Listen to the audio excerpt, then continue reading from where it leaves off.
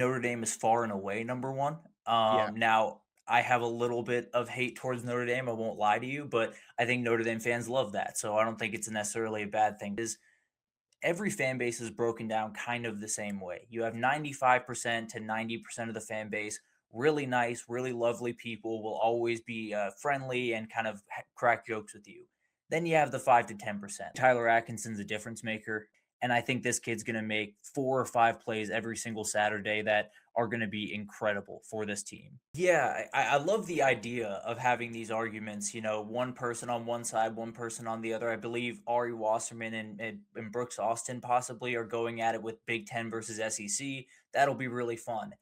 I don't see this one as quite as fun. You're going to be hard pressed to find a stat that John Mateer is outpacing Arch Manning in this year. I think Ohio State wanted to prove that point. I think they wanted to prove that Michigan could come punch them in the face just a little bit and they get right back up. But then he came out and said they were up 17-0 on Auburn, even though they gave up the 17 point lead. He said they had a really cool call on 4th and 2.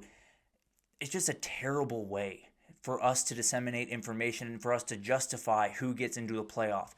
All you have to say is we believe their resume is better. For Alabama, Notre Dame, you could have just said Alabama's strength of schedule is better. They have the same record. That's that. And call it a day there. For Miami, Notre Dame, you could have said we saw it on the football field and we don't have any ability to go over that. And you could have done it in week 10.